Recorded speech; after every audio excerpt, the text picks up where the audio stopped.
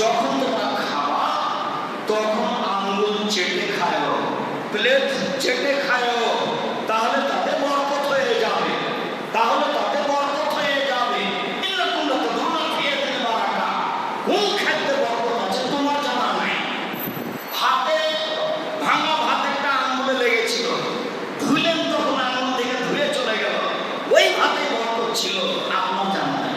বোঝা যাচ্ছে রাসূলের মুখের ভাষা সব ভাতে, সব রুটিতে, সব খাদ্যে বরকত নেই, কোনোটাই আছে যেটা আমি জানি। প্লেটে লেগেছিল, ধুয়ে ফেলে দিলাম, বরকত চলে গেল। আঙ্গুলে লেগেছিল, ধুয়ে ফেলে দিলাম, বরকত চলে গেল। আর আপনার স্ত্রী তো নিজেকে বড়লোক মনে করছে, ঘরে বসে আছে, প্রত্যেক দিন কাজের মেয়েকে পরীক্ষা করতে হয়, পাতে নিয়ে ভাবছিল সেগুলো কি করছে, ভাত খাওয়ার উপযুক্ত হবে, আমরা সবাই অনুপযুক্ত হলে গরুতে ছাগলে খাবে, তো বলছে যে ঘর সাথে ট্রেনে ফেলে দিয়েছি। এবার জেলার সাথে টয়লেট আছে, সেটা আপনার কাজের মেয়ে ধুয়ে ফেলেছে। তার মানে আপনার কাজের মেয়ে যতটুকু বোকা, আপনার স্ত্রী তার যে 7 গুণ বোকা। দুইজন যদি লক্ষ টাকা করে মাসে ইনকাম করেন, তবু বরকত ঠেকাতে পারবেন না। এটা আপনি মনে রাখবেন।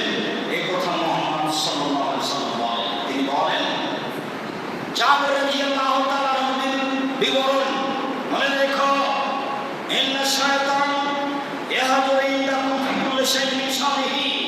শয়তান তোমাদের সব জায়গাতেই যায়, শয়তান তোমাদের সব কাজেই থাকে, এমনকি তাতামিহি খাদ্যের সমাজেও থাকে।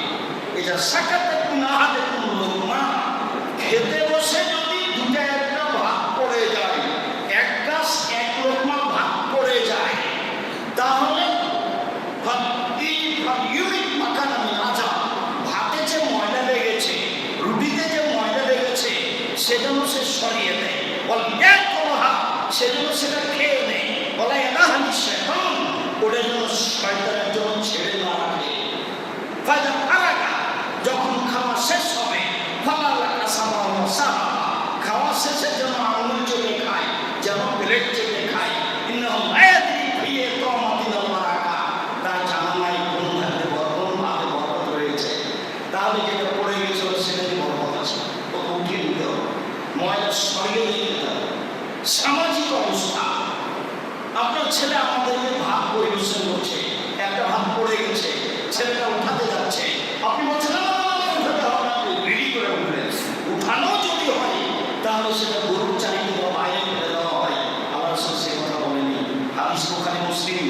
আপনাকে তুলে খেতে শিখতে হবে, কয় টাকার মালিক সেটা পরে, আপনি কিছুই মালিক নন। কয় টাকার মালিক আপনি? আল্লাহ রাসূল বলছেন তাবুকের যুদ্ধে যেতে হবে, কে কি দিবা? তোমার বলছেন যা আছে অর্ধেক দিলাম, অবকাশ সিদ্ধি, আল্লাহকে আপনাকে বাড়িতে রেখে যা আছে সব দিলাম, ভ্যান ভাড়া হবে না। উসমান, আপনার যত লোক যাবে সমস্ত লোকের অর্ধেকের থাকা খাওয়া খরচ সবই দিন, যাতা বহন।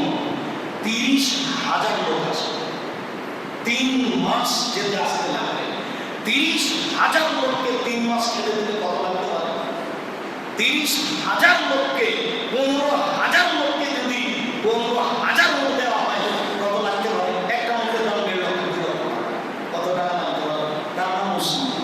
আপনি মেধান্ত দেখি আপনি কয় টাকা পান? কেন আপনার